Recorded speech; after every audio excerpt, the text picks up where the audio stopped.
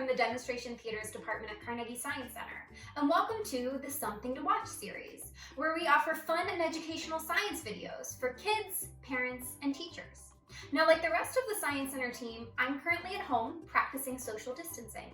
But for the next few minutes, let's explore together a little bit of kitchen chemistry by making a delicious snack, Fruit Flambé. Now, to make this delicious treat today, we're going to need a few ingredients. I'll be using butter, some lemon juice, some bananas, brown sugar, and you can optionally also use a little bit of rum. Remember, it's really important to wash your hands before you start cooking. You want to wash your hands for about 20 to 30 seconds. And that's the perfect amount of time to sing ABCs, happy birthday, even twinkle twinkle little star.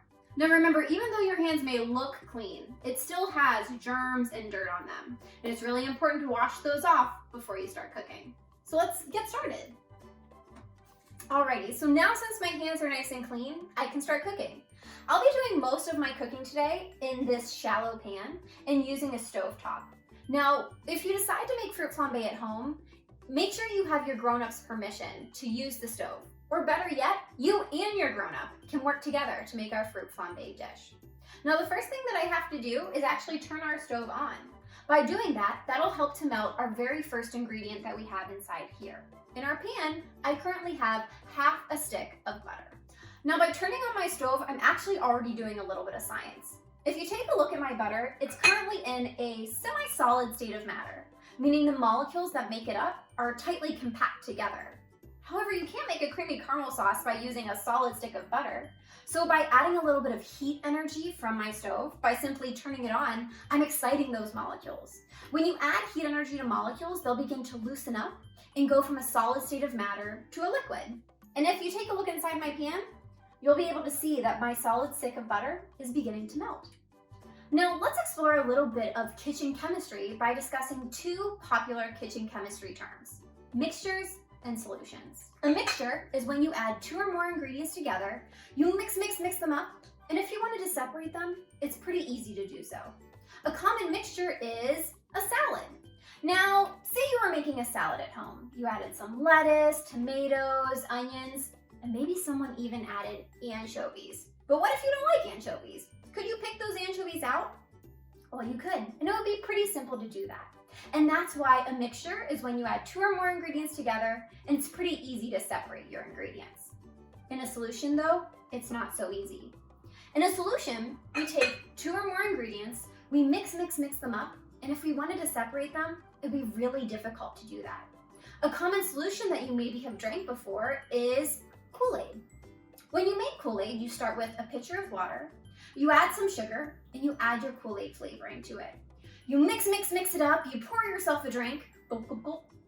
But say you changed your mind of the flavor of the Kool-Aid you wanted to have. Say you made cherry, but you really wanted grape. Could you reach inside and pull that cherry flavoring out? No, it'd be nearly impossible to do that. And that's why in a solution, we take two or more ingredients, we mix them together, and if we wanted to separate them, it's really hard. Now, in a solution, there are typically two parts. One part is called the solvent, and the other part is called the solute. The solvent in your solution is typically a liquid, and what does the dissolving in the solution. Now, our caramel sauce we're making today is considered to be a solution. Our liquid that will be doing the dissolving of our next ingredients is now our butter. So the next ingredient that we'll be adding is a little bit of our brown sugar. Our brown sugar is going to be our solute in our solution that our solvent or our butter is going to try to dissolve.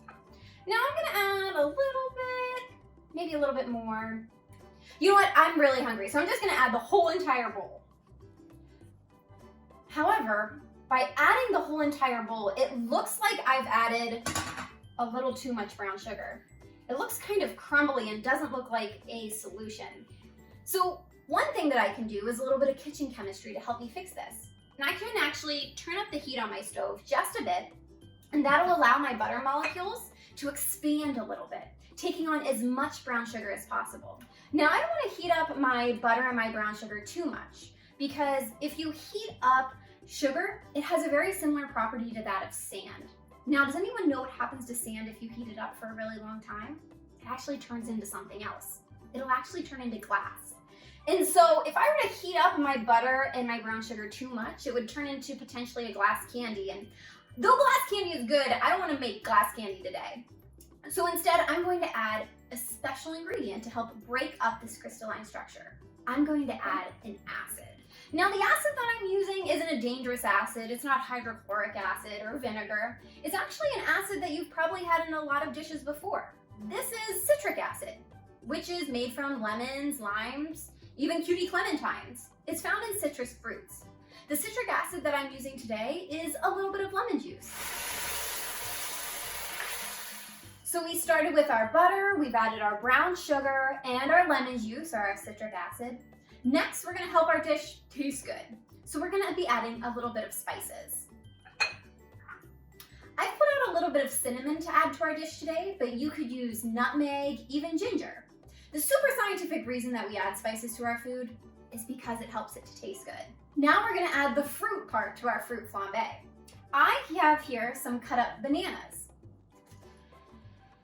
Now, if we were at the Science Center, the next step for us would actually be to flambe our pan. Flambe is a French term and it means to set ablaze. In order to light our pan on fire, we would need three things. We would need heat, which we would get from our stove. We would need oxygen, which we would get from the room around us. But the final thing we would need is a little bit of fuel. Now, the fuel source that we use at the Science Center is a little bit of alcohol. The reason why we're allowed to use alcohol is because once we flambe our pan or we light our pan on fire, that flame goes out, meaning that we're taking away one part of the fire triangle. We still have the oxygen in the room, we still have the heat from the stove, but our alcohol will cook off, making it a totally safe dish to try and a really cool, fun experiment. So I'll be adding a little bit of rum to my pan today. However, I will not be flambeing my pan here at home. That's something that we only do in a safe space like the Science Center. Instead, I'm going to do the simmer method. I'm going to cook off my rum, and it'll leave just a little bit of flavor behind, but none of that alcohol. So it's totally safe for my whole family to enjoy. Now, adding the rum is completely optional. Your dish will taste perfectly fine without it. And there you have it. That's how you make a delicious chemistry dish, our fruit flambe. Now, fruit flambe is a sometimes treat, meaning we only want to have it on special occasions. It's not super awesome for our bodies to have all the time, but it is super delicious. Now, I'm going to enjoy my fruit flambe on top of a scoop of vanilla ice cream, but you can enjoy fruit flambe on a bunch of different things. Try fruit flambe on pancakes, even crepes, even try it on some waffles. It makes a delicious treat. So let's give it a try. Remember, it's really important to allow your caramel sauce to cool down before you bite into it. Delicious. Next time you're at the Science Center, join us in our live demonstration theaters where we love to cook up a little bit of kitchen chemistry. For more fun science videos like this one, log on to carnegiesciencecenter.org for more things to watch, things to read, and things to do at home. Thank you for watching, and we hope to see you soon at Carnegie Science Center.